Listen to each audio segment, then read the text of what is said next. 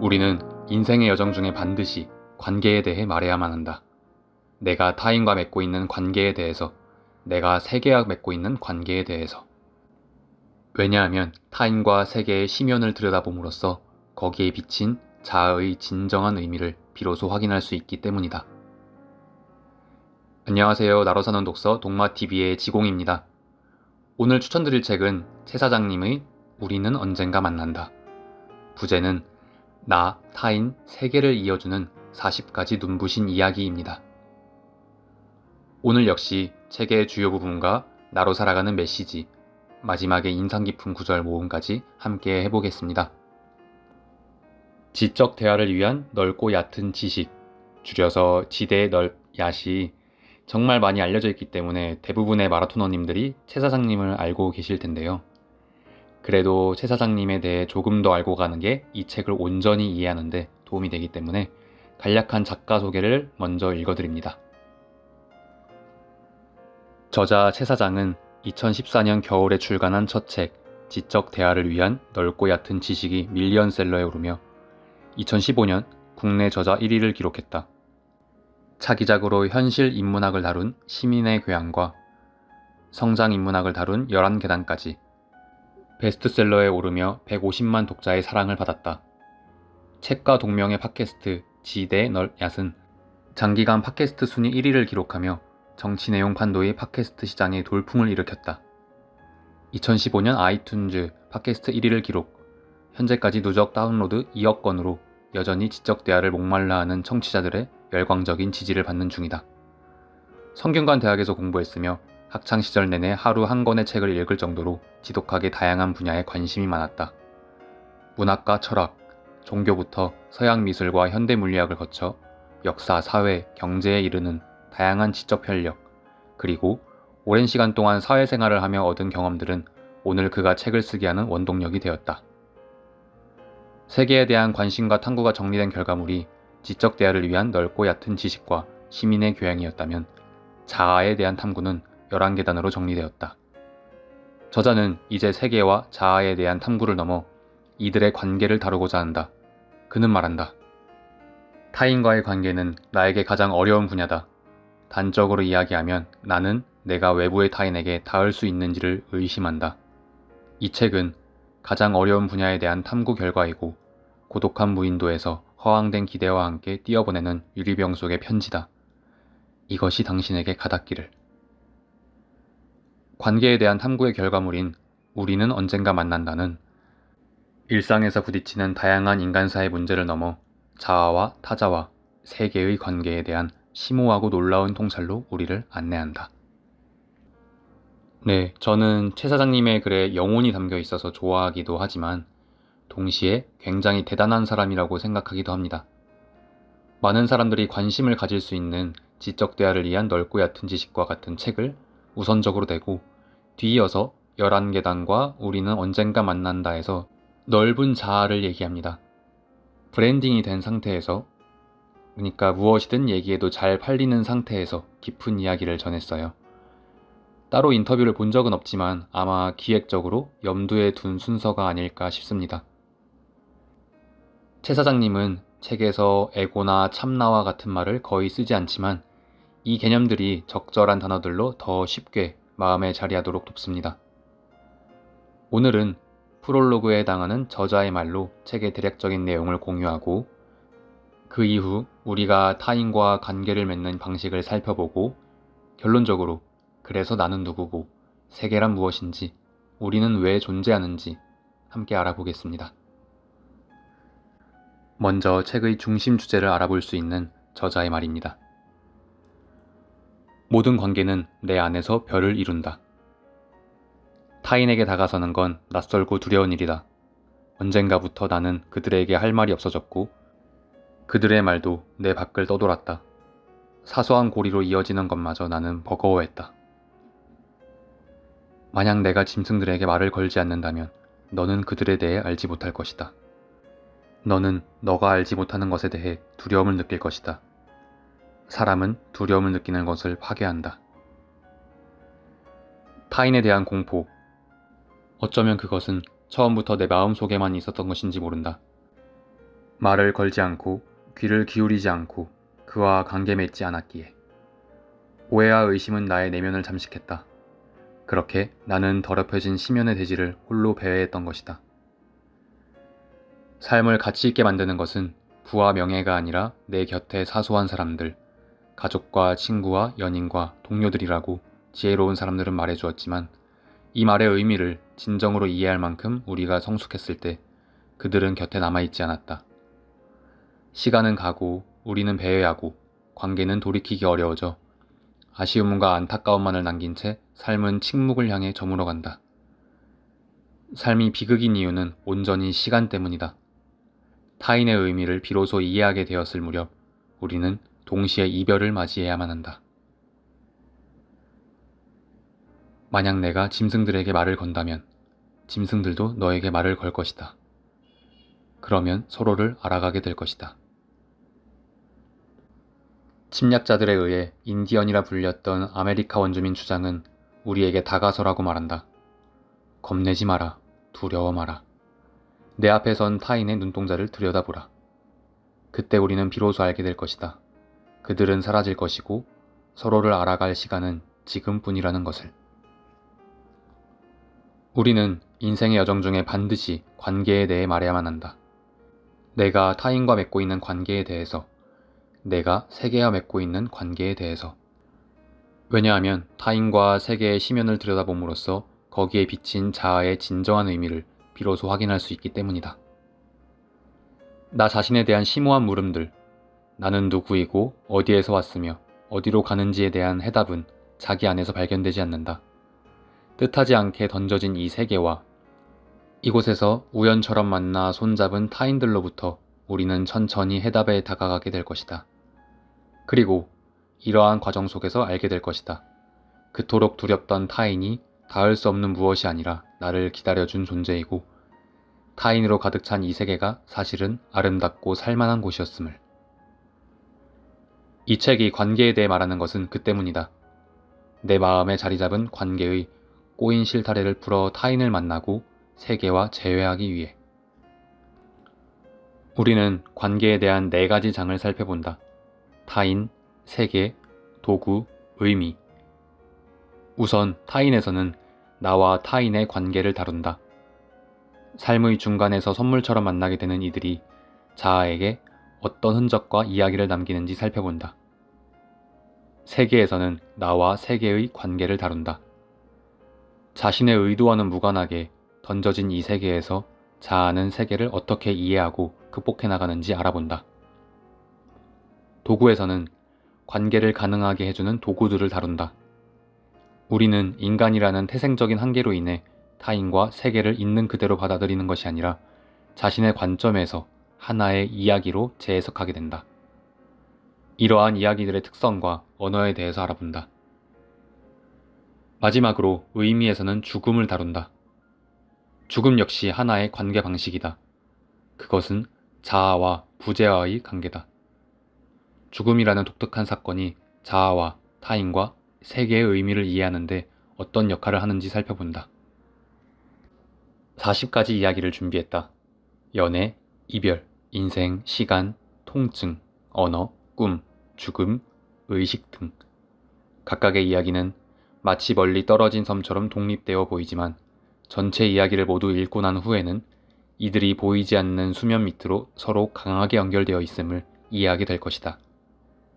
40개의 철학적 수필들은 다양한 방식으로 연결되어 관계라는 거대한 주제로 수렴해 간다. 인생의 여정 속에서 닿은 그 어떤 사소한 인연도 사라지지 않을 것이다. 그것은 내 안에서 언젠가 만나 당신과 나의 내면을 깊고 아름답게 키워낼 것이다. 타인에 대한 공포를 넘어서 그들을 향해 손 내밀 준비를 마친 이들에게 이 책이 작은 도움이 되길 바란다. 2017년의 겨울 채사장. 네, 어떠신가요? 우리에게 굉장한 행복을 안겨주기도 하고 큰 슬픔을 안겨주기도 하는 관계로 나에 대해 더 알아갈 수 있다는 게 설레지 않으신가요? 마침 지난주에 동마 채널에 공유한 3분 독서 선의 나침반의 구절을 통해서도 다양함을 만날 수 있는 책이나 주변 사람들과의 만남은 내가 누구인지 알아가는데 중요한 역할을 한다고 말씀드렸었는데요. 오늘 본문에서는 나와 타인의 관계를 다룬 장 하나와 결론부에 해당하는 의미에서 우리가 왜 육체적이고 정신적인 존재를 넘어설 수 있는지 힌트를 얻어보려고 합니다. 1장 타인에 대한 부분에서 관계에 대하여 우리는 타인에게 닿을 수 있는가? 타인과의 관계, 나에게 가장 어려운 분야다. 사람마다 낯설고 서툰 분야가 있지 않은가? 나에게는 타인과의 관계가 그러하다. 물론 이렇게 말할 수 있다. 인간관계에서 어려움을 겪지 않는 사람이 어디 있겠느냐고. 맞는 말이다. 인간관계의 문제는 우리가 인생에서 겪는 문제의 전부라고 해도 과하지 않으니 말이다. 다만 내가 어렵다라고 표현하는 것은 의미가 조금 다른데 그것은 마치 이런 것과도 같다. 하나의 수학 문제가 있고 수학 전공자가 이렇게 말한다. 이 수학 문제는 어려운 문제다. 그리고 동일한 수학 문제를 보고 영혼까지 문과생인 학생이 이렇게 말하는 것이다. 수학은 어렵다. 내가 타인과의 관계가 어렵다고 말하는 의미는 후자에 가깝다. 그것은 나에게 서랍 속에서 발견한 엉킨 실타래처럼 느껴진다. 나는 서랍을 다시 닫고 싶다. 그렇다고 모든 관계를 어렵게 느끼는 것은 아니다. 좀 덜 어려워하는 관계도 있다. 인생 전반에 걸쳐 형성하는 관계를 크게 두 종류로 구분해보면 하나는 자아와 세계의 관계, 다른 하나는 자아와 타인의 관계가 될 것이다. 우선 세계와의 관계는 나에게 어려운 문제가 아니다. 차라리 가장 흥미롭고 익숙한 분야라고 할 수 있다. 이러한 관계를 표현하는 언어로 나는 신비나 의식이라는 용어를 사용하고 이에 대한 탐구의 결과를 책과 강연으로 많은 분과 공유하고 있다. 물론 당신이 지금 읽고 있는 이 책에서도 자아와 세계의 관계에 대해서는 빠뜨리지 않고 다룬다. 내가 가장 관심을 갖고 있는 주제이고 또한 당신이 관심을 갖기를 바라는 주제이므로. 반면에 나는 타인과의 관계가 어렵다. 단적으로 이야기하면 나는 내가 외부의 타인에게 닿을 수 있는지를 의심한다. 이러한 생각은 내가 세계와의 관계 문제를 너무 무겁게 받아들이고 있기 때문인지도 모른다. 세계와의 관계 문제에서 지금까지 내가 도달한 잠정적인 결론은 자아 밖에 외부 세계가 존재하는지 매우 의심스럽다는 것이다. 만약 외부 세계가 실제로 존재한다 하더라도 그것의 실체에는 결코 접근할 수 없다. 눈앞에 드러나는 세계는 내 마음에 의해 재구성된 것일 뿐이기 때문이다. 그렇지 않은가? 지금 당신 앞에 펼쳐진 세계, 창밖으로 들어오는 햇살과 책장의 감촉과 적당한 소음과 익숙한 냄새, 이 모든 것은 세계의 진짜 모습이 아니다. 나의 감각기관을 통해 왜곡되고 재구성된 모습일 뿐이다. 나는 세계의 실체를 직접 보는 것이 아니라 나의 감각기관과 뇌가 그려주는 세계의 그림자를 본다. 그런 의미에서 인간은 모두 자폐하다. 모든 의식적 존재는 자신의 마음 안에 갇혀 산다. 이러한 결론은 엉뚱한 상상이 아니다. 서구의 관념론 철학뿐만 아니라 고대 인도인들의 중요한 결론이기도 하다. 그들은 이 세계가 자기 자신에 의해 재구성된 자아의 세계임을 지혜롭게 설명한다. 이러한 개념을 쉽게 설명하기 위해서 한 번은 그림으로 표현해본다. 다음 그림이다. 네, 그리고 그림이 사람이 하나 있고 사람의 뇌가 있는 부분, 머리 부분에 이제 세 개의 그림을 나무도 있고 해도 있고 집도 있고 바다도 있고 달도 있고 물도 있는 그런 세 개의 그림을 우리 사람의 머릿속에 그려놓았습니다. 저자가 말한 것처럼 나의 감각기관과 뇌가 그려주는 그런 세계를 보고 있다는 의미겠죠. 세계는 내 외부가 아니라 나의 내면에 있다. 이에 대해서는 이 책의 4부 의미 부분에서 자세히 다룰 것이다. 하지만 이러한 세계관은 낯설다. 그것은 상식적이고 평균적인 정규 교육과정을 이수한 현대인에게 이 문제가 한 번도 중요하게 다뤄지지 않았기 때문이다. 하지만 기억해야 한다. 당신에게 진정으로 중요한 문제일수록 사회는 그것을 중요하게 다루지 않는다. 당신의 자유, 당신의 내적 성장, 당신의 영혼, 당신의 깨우침, 당신의 깊은 이해, 그 어떤 것도 사회는 이야기해주지 않는다. 세계와의 관계도 마찬가지다. 놀랍도록 독특하고 유일한 자아라는 존재가 세계와 맺고 있는 관계의 신비로움에 대해서는 아무도 말해주지 않는다. 대신 경제는 소비자와 시장의 관계를 말하고, 정치는 시민과 정부의 관계를 말하며, 사회는 대중과 지역사회의 관계를, 과학은 인류와 자연의 관계를 말할 뿐이다. 그 어디에서도 자아와 세계가 맺고 있는 관계는 다뤄지지 않는다. 네, 참 이상한 일이죠. 어느 시대에서나 나는 누구인가에 대한 고민이 있었고 나로 살기 위한 노력들이 있었지만 요즘에 많은 사람들이 나다움에 대한 관심을 갖는 것도 이러한 교육의 공백에서, 환경의 공백에서 오는 게 아닐까 싶습니다. 어쨌거나 이렇게 세계가 자아의 내면이라는 관점에 심취해 있다 보니 자연스럽게 타인의 실존에 대해서도 의심하게 되었다. 타인은 어디에 있는가? 타인은 세계의 일부이고 따라서 나의 내면에 있다. 위의 그림에 타인을 그려 넣는다면 타인은 다음의 자리에 위치한다. 네, 그렇게 하고 아까 설명드린 그림에 이제 세 개의 그림 속에 사람 하나, 타인 하나가 끼어 들어가 있습니다. 물론 내 외부에 세계도 없고 타인도 없다는 극단적인 견해를 갖는 것은 아니다. 다만 내 눈앞에 드러난 세계와 타인이 적어도 실제의 세계와 타인과는 큰 차이를 갖는다는 것이다. 그것은 차라리 그림자에 가깝다. 타인에 대한 이러한 관점, 이것이 내가 타인과의 관계를 어렵게 느끼는 근본적인 이유다. 나는 어차피 타인에게 닿지 못하고 타인은 어차피 나에게 닿지 못한다. 나는 그림자를 보며 이야기하거나 벽을 사이에 두고 이야기하고 있는 것인지 모른다. 지혜로운 이는 이렇게 물을 것이다. 그렇다면 너는 왜 사람들을 만나고 말하고 글을 쓰는가? 그것은 내가 믿기 때문이다. 내 외부에 나처럼 자의식을 가진 타인이 존재할 것이라고 믿고 그에게 어느 정도나마 닿을 수 있을 것이라 믿기 때문이다. 하지만 이것은 사실이 아니라 믿음의 문제다. 그리고 만약 종교의 본질이 믿음이라면 나는 타인에 대한 종교를 갖는다고 할 수 있다. 나는 당신이 존재하길 바란다. 내 눈앞에 드러나는 육체라는 껍질을 넘어 저 외부에 당신의 의식이, 세계의 또 다른 관찰자가 실제하기를 바란다. 네, 여러분들은 나라는 단어를 말할 때 어떤 생각을 하시나요?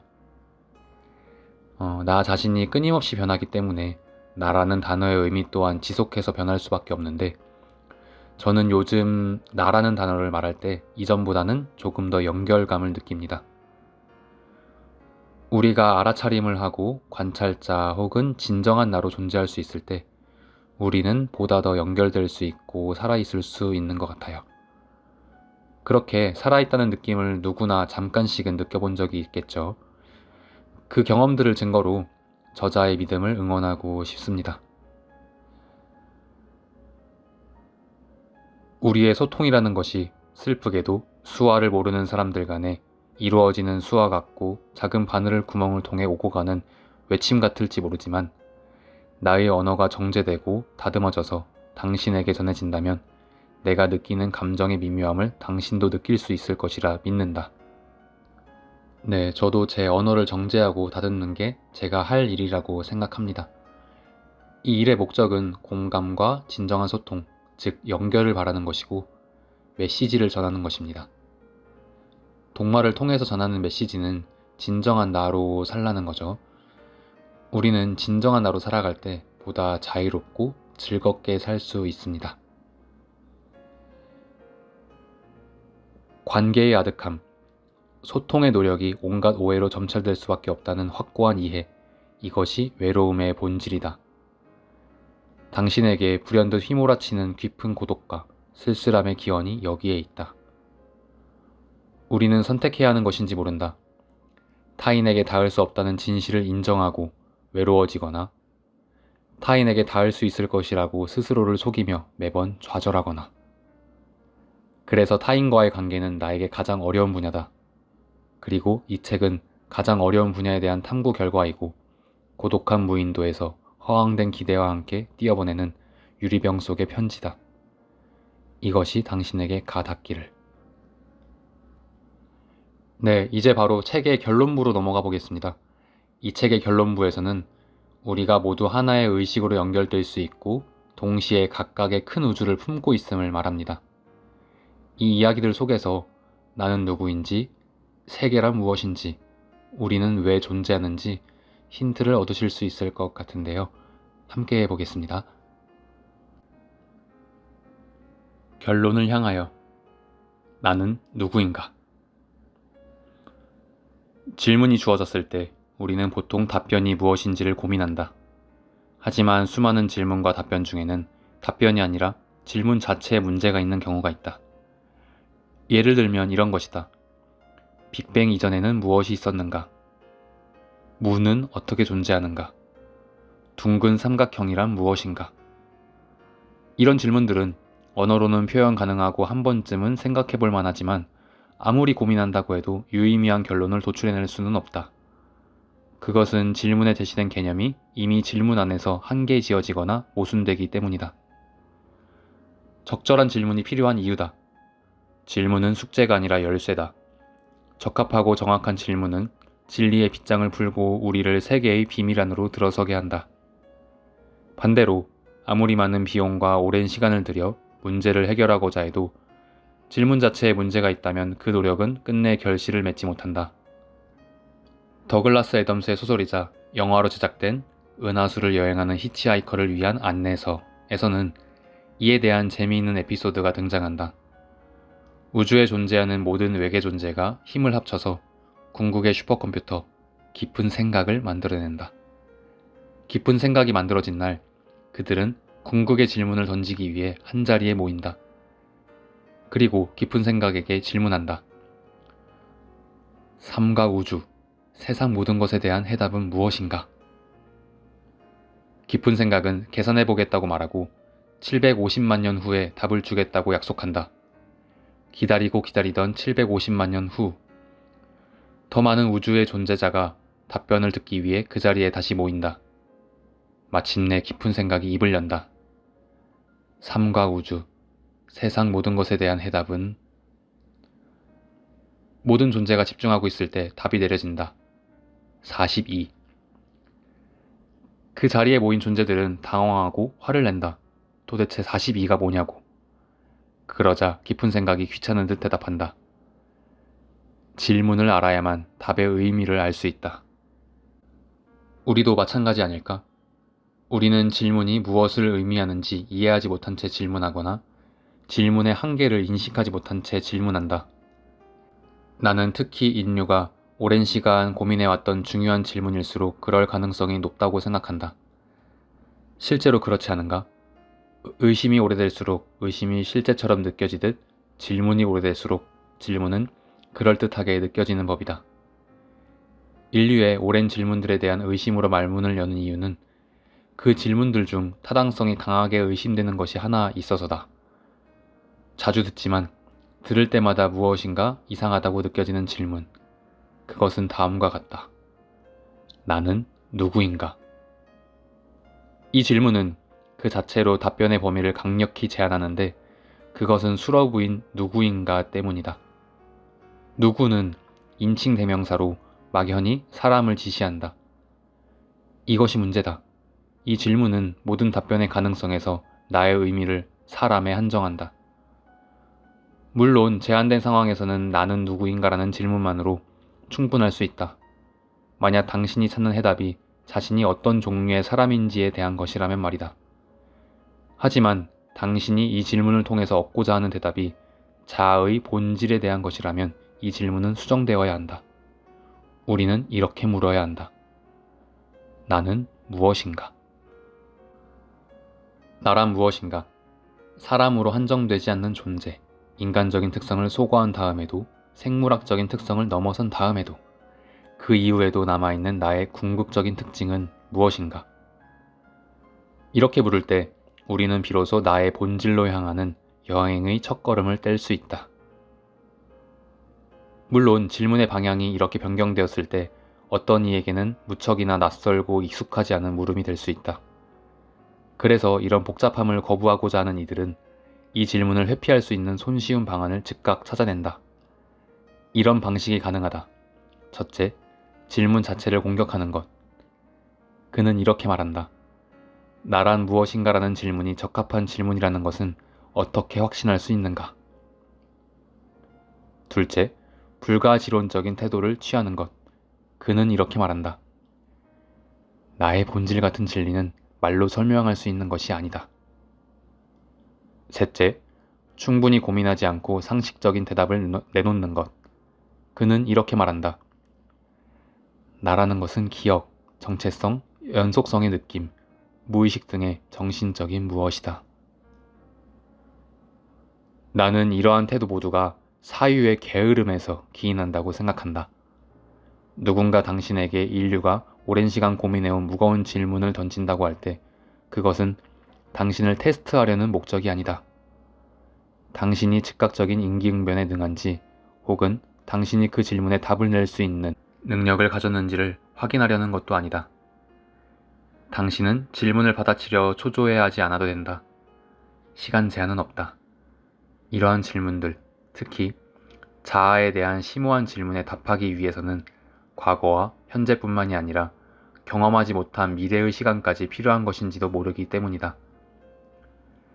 자아라는 존재는 인생 전체를 관통할 것이고 우리는 주어진 시간 내내 변화하는 자아를 대면하며 그때마다 답안을 수정해야 할 테니 말이다. 네, 이래서 적절한 질문을 하는 것도 중요하지만 질문을 가슴속에 품고 살아가는 것도 정말 중요한 것 같습니다. 우리를 만들어가는 건 어떤 강렬한 문장 혹은 명제 같은 것일 때도 있지만 지속적으로 품고 살아가는 질문일 수도 있죠. 개인적으로 문장보다 질문을 품고 살아가는 편입니다. 질문을 품고 살아간다면 매 순간 선택하며 변화를 받아들일 수 있고 그래야 현재를 살아갈 수 있기 때문이에요. 네, 저는 현재를 살아가고 싶습니다. 회피를 멈추고 이제 질문 앞에 서자. 질문의 얼굴은 이것이다. 나는 무엇인가? 당신은 무엇이라 대답할 것인가? 용기 있게 대면하는 것만으로는 만족스러운 답변을 찾아내기 어렵다. 조금 돌아가는 방법을 선택하자.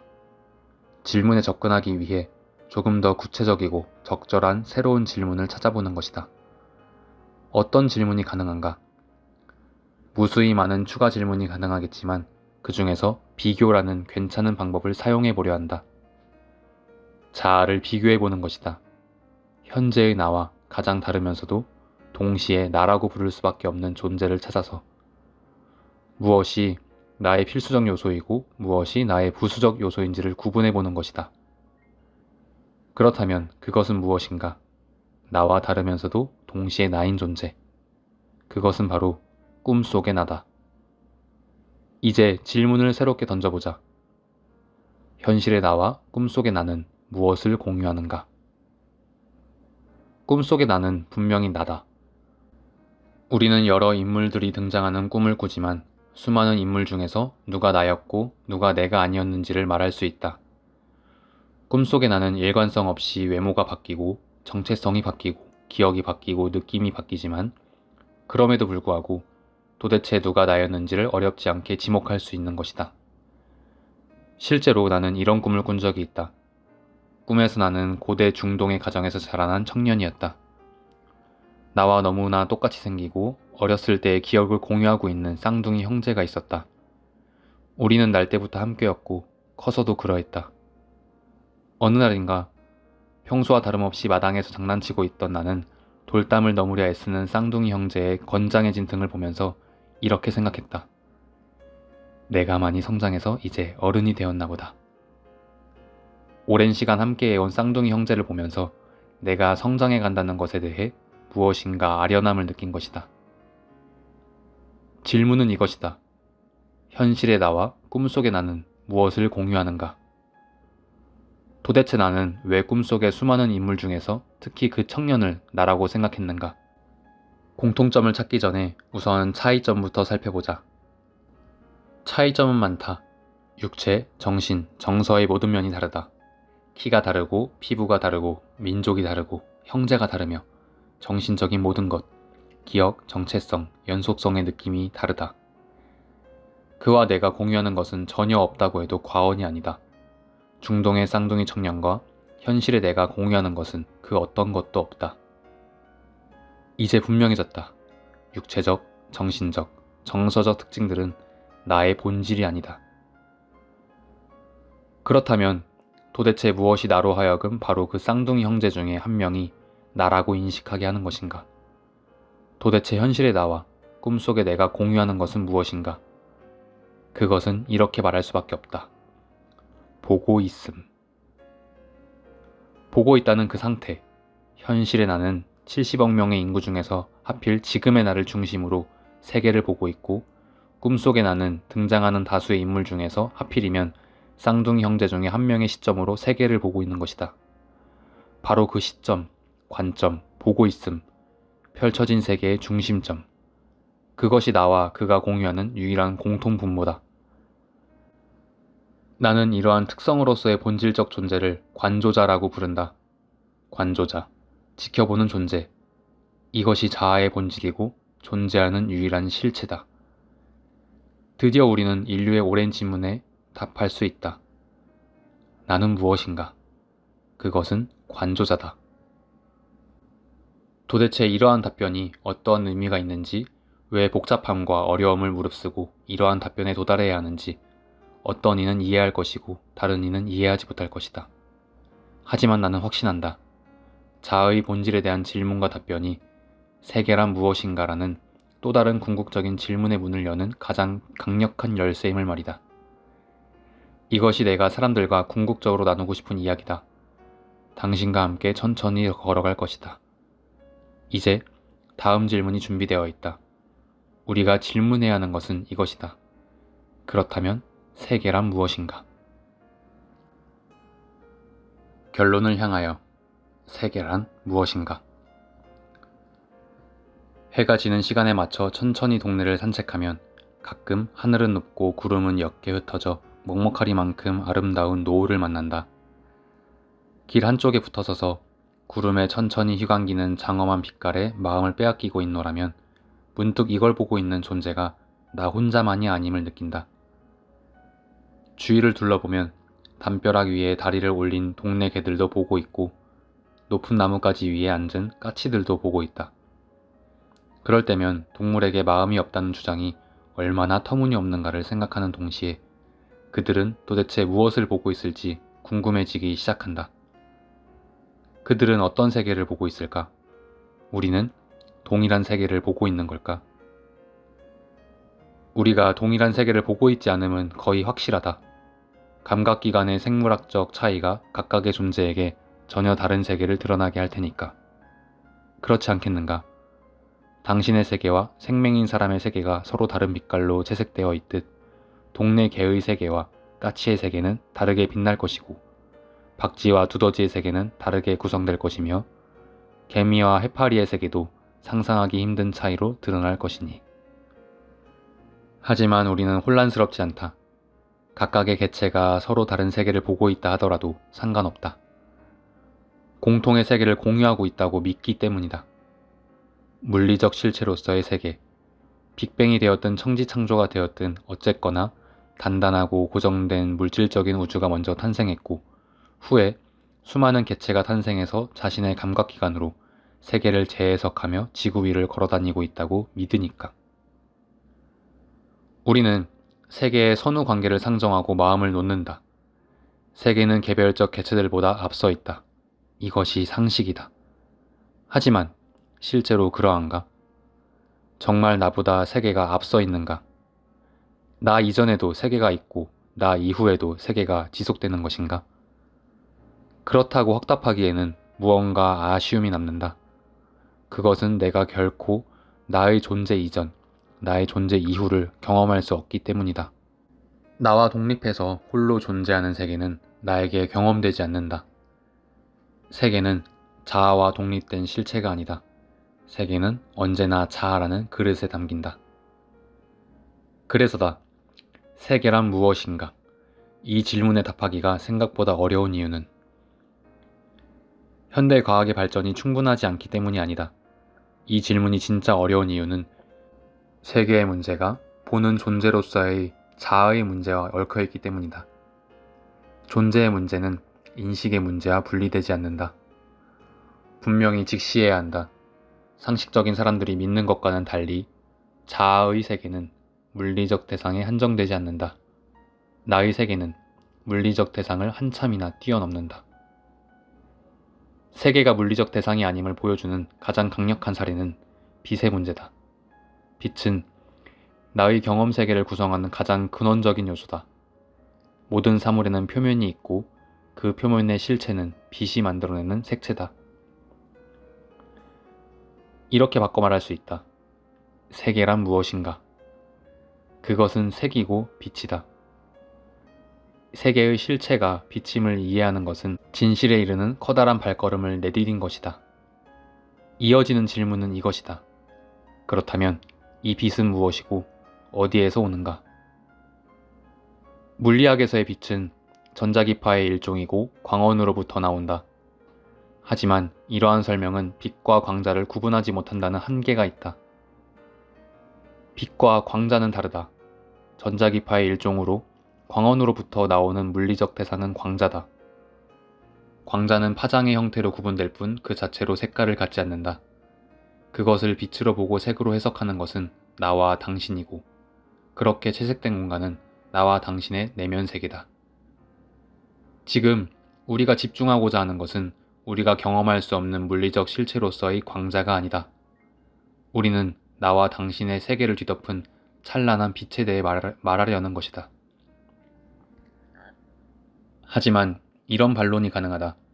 빛과 광자는 다른 대상의 다른 측면이 아닌가? 광자라는 실체가 빛이라는 현상을 발생시킨다. 그것은 같은 대상이거나 적어도 인과적 관계를 맺는다라고. 결론부터 이야기하면 그렇지 않다. 우리는 눈을 감아도 색을 보고 꿈을 꿀 때도 색을 보며 상상만으로도 빛을 부른다. 눈을 감고 햇살에 부서지는 파도와 푸른 하늘과 바람에 구부러지는 갈대숲을 떠올려보자. 거기에 물리적 실체로서의 광자나 육체적 감각으로서의 시각은 관여하지 않는다. 당신이 빛을 보는 것은 외부의 광자 때문이 아니라 이미 당신의 내면을 구성하는 조건으로서 빛을 갖고 있기 때문이다. 당신 내면의 빛은 광자와 인과관계를 맺는 것이 아니라 유의미한 상관관계만을 맺을 뿐이다. 네, 우리는 눈을 감아도 볼 수 있고 눈을 떠도 볼 수 있고 눈을 떴을 때 일시적인 현상을 시각적으로 관찰하는 것 뿐이겠죠. 이제 다시 물어야 한다. 그렇다면 이 내면의 빛은 도대체 무엇이고 그것은 어디에서 오는가? 우리는 이렇게 말할 수밖에 없다. 그것은 외부에서 오는 무엇이 아니다. 그것은 내 내면의 특성이다. 그렇다면 내 내면은 무엇인가? 이에 대해서는 앞서 나는 무엇인가에 대한 질문에서 답하였다. 그것은 관조자였다. 그리고 관조자는 자기 내면을 보는 자였다. 결국 우리는 이렇게 결론 내려야만 한다. 세계란 무엇인가? 그것은 빛이다. 그리고 빛은 관조자의 특성이다. 반대로 이렇게도 말할 수 있다. 나란 무엇인가? 그것은 관조자다. 그리고 관조자의 특성은 빛이다. 세계와 자아에 대한 질문, 두 질문은 같은 것을 묻는다. 그것은 관조자에 대한 물음이고 결국 궁극적인 연결고리로서의 빛의 문제로 이어진다. 세계는 빛이고 빛은 나의 특성이다.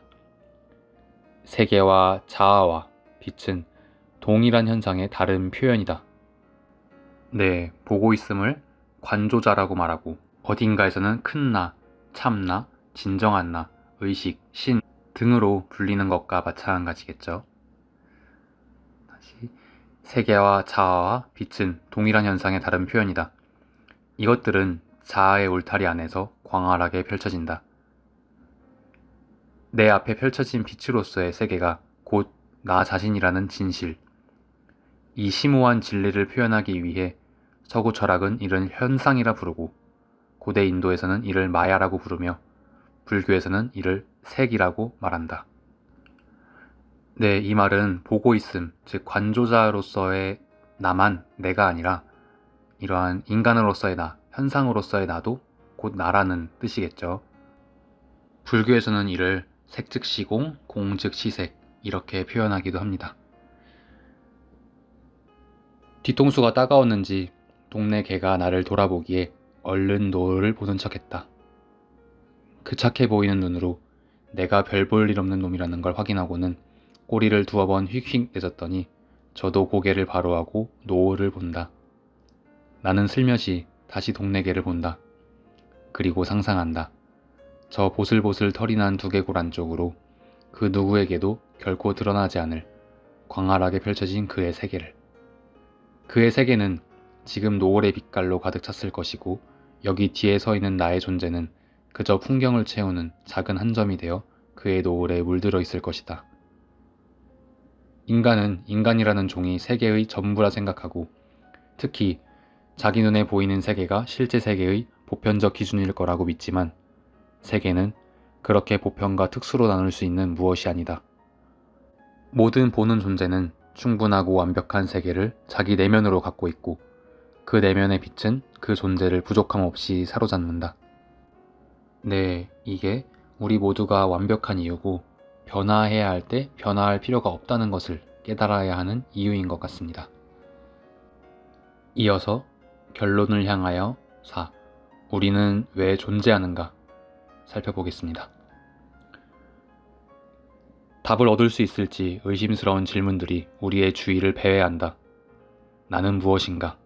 세계란 무엇인가? 나는 어디에서 와서 어디로 가는가? 나는 왜 존재하는가? 내가 존재하는 이유와 목적은 무엇인가? 나는 왜 이 삶을 이어가야만 하는가? 이런 질문은 한때 우리에게 중요했었지만 지금은 확실히 그렇지 않다.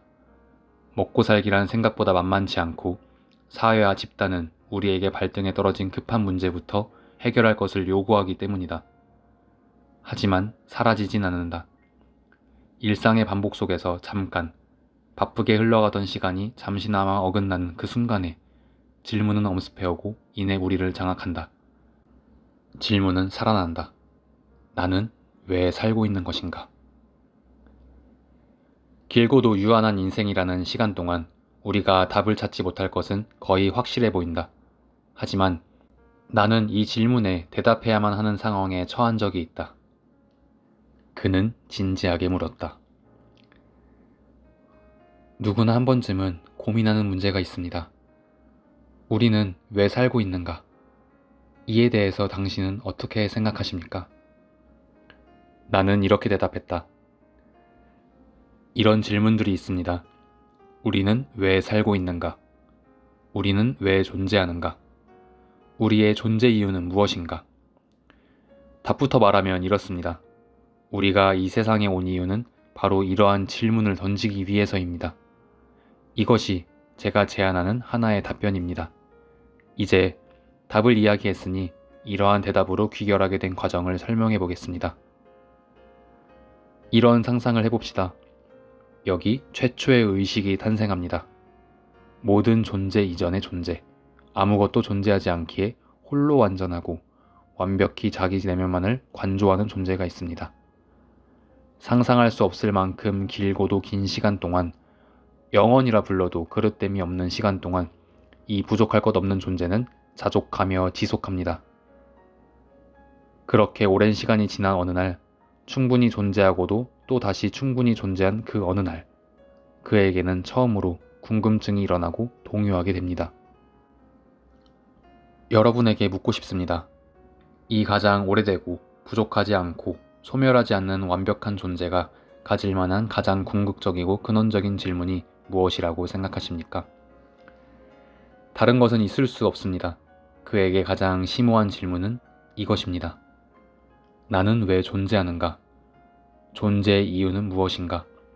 왜 이 존재를 계속 이어가야만 하는가? 왜 무가 아니라 유여야만 하는가? 최초의 의식은 생각에 잠깁니다. 또다시 상상할 수 없을 만큼 긴 시간 동안, 영원이라 불러도 그릇됨이 없는 시간 동안 생각하고 생각합니다. 그리고 결국 답을 얻을 수 있는 유일한 방법으로 그는 소멸을 경험하고자 합니다. 죽음, 한계, 유한성, 끝을 경험하고자 하는 것입니다. 이를 위해 그는 스스로 분화하기 시작합니다. 분화된 것은 다시 분화하고 또 다시 분화됩니다. 최초의 의식은 이제 무수히 많은 의식으로 분열하여 생성과 소멸을 반복합니다. 이렇게 생성과 소멸을 반복하며 존재의 의미를 가늠하는 수많은 의식의 화폐는 무엇입니까? 그것이 바로 당신이고 나이고 우리입니다. 우리는 거대한 의식의 한 부분이고 그래서 그 거대한 의식의 속성과 뜻을 고스란히 담고 있습니다. 파도가 방파제에 부딪혀 무수히 많은 포말로 부서진다 하더라도 그 포말의 본질이 바다인 것과 같이 말입니다. 네, 비슷한 의미로 틱나탄 스님은 우리가 파도이자 바다라고 말씀하시기도 했죠. 마찬가지입니다. 우리의 질문들, 나는 왜 존재하는가? 그리고 왜 이 삶을 이어가야만 하는가? 이 질문은 나의 질문인 동시에 최초의 의식이 가진 근본적인 질문입니다. 그리고 우리가 당신으로, 나로, 우리로 여기 이 자리에 존재하는 이유입니다. 네, 제가 그리고 마라토너 여러분들이 지금의 환경 속에서 자라난 데는 다 이유가 있습니다. 우리가 지금 이렇게 콘텐츠를 통해 만나고 있는 것도 물론 이유가 있을 거고요. 누군가는 조금 더 사유할 여유가 주어지는 환경 속에 살지만 누군가는 삶에 있어서 더 급한 문제를 해결해야 하는 환경에 살 수도 있습니다. 모두가 각각 최선을 다하며 살아가죠. 그걸 사회적 경험치로 재단하는 무리들이 있을 뿐입니다. 우리 모두에겐 존재의 이유가 있고 그 사실만으로도 존중받을 수 있고 빛나는 존재가 되는 것이겠죠. 우리의 질문들, 나는 왜 존재하는가? 그리고 왜 이 삶을 이어가야만 하는가? 이 질문은 나의 질문인 동시에 최초의 의식이 가진 근본적인 질문입니다. 그리고 우리가 당신으로, 나로, 우리로 여기 이 자리에 존재하는 이유입니다. 이것이 결론입니다. 우리는 왜 존재하는가? 바로 이 질문을 던지기 위해서입니다. 이것이 제가 제안하는 하나의 답변입니다. 제가 조금 전에 저는 문장을 품기보다 질문을 품고 살아가는 편이라고 말했었는데요. 대표적인 질문 중 하나가 바로 이것입니다. 우리는 왜 존재하는가? 나는 왜 존재하는가? 이 질문을 놓치지 않고 한 명의 인간으로서 제가 할 일을 해나가는 게 의식의 의도를 따르는 것이라 느끼고 있습니다. 그 느낌대로 마라토너 여러분들께 이렇게 이야기를 전하고 있고요. 마저 살펴보겠습니다. 한때 질문들은 우리에게 중요했었지만 지금은 확실히 그렇지 않다. 먹고 살기란 생각보다 만만치 않고 사회와 집단은 우리에게 발등에 떨어진 더 급한 문제부터 해결할 것을 요구하기 때문이다. 하지만 상관없다. 우리가 질문들을 고민하거나 회피하거나 그와는 무관하게 우리는 인생이라는 시간 속에서 질문들의 답을 만들어갈 것이기 때문이다. 그리고 이렇게 인생의 마지막에 이르러 우리가 도달하게 될 최후의 답변은 나의 답변을 넘어 최초의 의식이 궁극적으로 원하는 답변이 될 것이다. 왜냐하면 당신과 내가 바로 그이기 때문이다. 당신과 내가 인생 가운데서 우주가 원하는 아름다운 대답을 찾아낼 수 있기를, 그리고 상상할 수 없을 만큼 길고도 긴 시간 이후, 영원이라 불러도 그릇됨이 없는 시간을 더 보낸 후에 하나의 의식 안에서 만나 얼굴을 대면하고 서로가 찾은 지식과 지혜를 즐겁게 나눌 수 있게 되기를 기대한다. 네, 오늘은 이렇게 우리가 왜 주관적일 수밖에 없는지, 그런 사실 속에서 우리는 어떻게 연결되고 존재를 빛낼 수 있는지 알아봤습니다. 조금 더 알고 싶으신 분들은 댓글로 질문을 주시면 감사하고요. 그럼 이해의 놓치기 아쉬운 내용들을 몇 가지 좋은 구절로 만나보며 마무리하겠습니다. 별 모양의 지식을 얻으려면 어떻게 해야 할까요? 별 모양의 지식이 담겨진 책을 읽으면 될까요? 한 번에 읽으면 안 될 것 같으니 여러 번 반복해서 읽어보는 거죠. 하지만 그렇지 않습니다. 이런 방법으로는 별이라는 지식을 얻을 수 없어요. 지식은 그런 방법으로 얻을 수 있는 게 아닙니다. 다른 책을 펴야 해요. 삼각형이 그려진 책, 사각형이 그려진 책, 원이 그려진 책. 이런 책들을 다양하게 읽었을 때 삼각형과 사각형과 원이 내 머릿속에 들어와 비로소 별을 만드는 것입니다. 나를 비롯한 아이들은 조급한 마음에 스스로의 입시의 틀 안으로 들어가서는 문을 걸어 잠그고 그 범위 내에서만 사유하려고 했다. 변명거리는 충분했다. 시간이 없지 않은가. 어차피 입시에 나오는 범위는 정해져 있는데 그것만 반복하는 것이 가장 효율적이지 않겠는가. 하지만 사실은 그렇지 않다. 무엇인가를 이해하려면 그것 밖으로 걸어나가서 그것에서 벗어난 뒤 다른 것을 둘러봐야만 한다. 그것은 비단 입시뿐만이 아니다. 전공이 되었든 업무가 되었든 모든 지식은 그것을 이해하기 위해서 그것이 아닌 것들로부터 시작해야만 한다. 네, 그리고 81페이지. 통념과는 반대로 흔한 것은 이들이다. 한 가지에 자신이 가진 모든 것을 거는 사람들. 세상에서 가장 쉬운 일이 한 가지 목표의 모든 것을 거는 행위다. 이들이 한 가지에 몰두하는 이유는 이들이 강인한 의지의 소유자여서가 아니라 반대로 이들이 나약해서다. 현실에서의 경험이 부족하고 세계의 복잡함을 감당하기 어려울 때 이들은 나의 시야에 들어오는 무언가 분명해 보이는 것을 선택하고 이것에 집중하겠다는 단순한 전략을 세운다. 한 가지의 모든 것을 거는 이가 실패하는 이유는 분명하다. 그것은 포기할 수 없게 되기 때문이다. 만약 당신이 한눈 팔지 않고 모든 것을 쏟아부으며 이곳까지 왔다면, 그래서 당신에게 남은 것이 없다면, 당신은 선택이 아니라 어쩔 수 없음에 계속 걸어가야 할 것이다.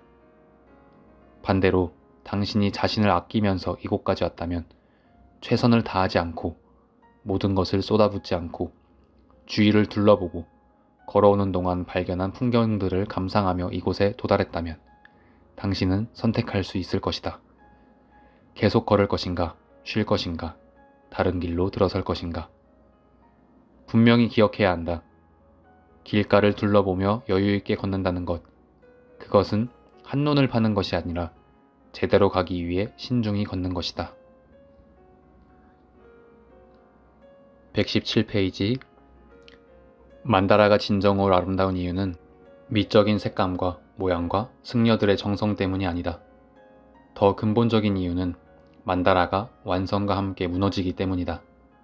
승려들은 만다라를 남기지 않는다. 모든 것이 완벽히 쌓여진 바로 그 순간, 승려의 모진 손이 둘레의 가장자리부터 중앙까지를 훑는다. 망설임 없는 그 손짓에 모래는 뒤섞이고 선명한 색상은 혼합되어 빛을 잃는다. 주위에서 그것을 지켜보는 사람들의 가슴은 철렁하고 내려앉는다. 하지만 그 순간, 그 짧은 순간에 우리는 이해하게 된다. 만다라가 인생에 대한 상징이었음을. 나의 모든 노력과 정성은 집착이 되어 모래처럼 쌓여가고 우리는 이것을 붙들고 싶지만 결국은 금세 사라지고 만다. 그나마 한 줌이라도 움켜쥐고 싶지만 그것은 손가락 사이를 빠져나가고 마는 것이다. 가끔 이런 생각을 한다. 내가 이 세상에 온 목적은 무엇일까? 어떤 구체적인 근거도 없지만 나는 이렇게 믿는다. 우리가 이 세상에 온 이유는 무엇인가를 배우기 위해서라고. 태어나기 이전에 근원적인 내가 스스로 무엇을 배울지를 결정하고 그것을 실현하기 위해 이 짧고 유한한 세계를 선택한 것이라고 말이다. 그리고 생각한다. 그렇다면 나는 무엇을 배우러 온 것일까? 나는 나의 성장을 위해 무엇을 계획했던 것일까? 그것이 무엇인지 살아있는 동안에는 결코 알 수 없을지 모른다. 하지만 적어도 무엇이 아닌지는 알 것도 같다. 성공, 풍요, 만족, 승리, 부유함. 이런 것들은 세속의 내가 원하는 것일지 모르지만 심연의 내가 원하는 것은 아니었을 것이다. 159페이지. 이러한 역할의 구분이 우리에게서 너무나 소중한 것들을 빼앗아가기 때문이다. 우리는 빼앗겼다. 춤과 노래, 말과 대화, 사유와 지식을. 역할은 명확하다. 춤과 노래의 전문 생산자가 있고 그것을 듣고 박수치며 즐겨야 하는 소비자가 있다. 이것은 이상하다. 대학의 축제이고 학생들이 주인공이지만 그들이 생산의 주체는 아니다. 하지만 우리는 불만을 갖지 않는다. 차라리 이렇게 생각한다. 내가 직접 춤추고 노래하는 것, 혹은 다른 아마추어의 춤과 노래를 보는 것보다 프로페셔널한 전문 가수의 세련됨을 즐기는 것이 낫다. 그렇게 너와 나의 축제는 사라진다.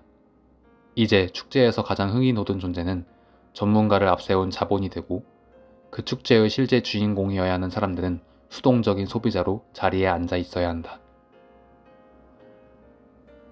가족의 시간에 가장 떠들썩한 주체는 TV를 앞세운 자본이 되고 그 자리에 실제 주인공이어야 하는 가족 구성원은 수동적인 소비자로 흩어진다. 사유와 지식을 생산할 수 있는 권한을 가진 엘리트 집단이 있고 그것을 다만 받아들이고 고개를 끄덕여야만 하는 소비자로서의 대중이 있다. 이것은 이상하다.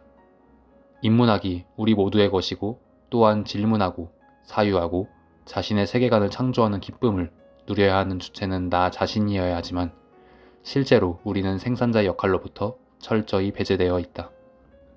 하지만 우리는 불만을 갖지 않는다. 차라리 이렇게 생각한다. 나는 잘 모르고 틀릴 수도 있으니까 정제되지 않은 내 생각을 말하는 것보다 프로페셔널한 교수님과 학자들이 말해주는 정답을 받아 적겠다. 그렇게 자기 인생의 주체가 되어야 하는 나는 수동적인 소비자로 남는다. 네, 그래서 독서 일지를 쓰거나 일기를 쓰는 행위도 우리가 생산자로서의 지위를 지키고 있는 하나의 행동이라고 볼 수 있을 것 같습니다. 오늘은 여기까지 살펴보고요. 나로 사는 독서 마라톤 걷기편은 다음에 또 좋은 책으로 찾아뵙겠습니다. 마라토너 여러분들 모두 온전하게 나다운 하루 보내시길 바랍니다. 감사합니다.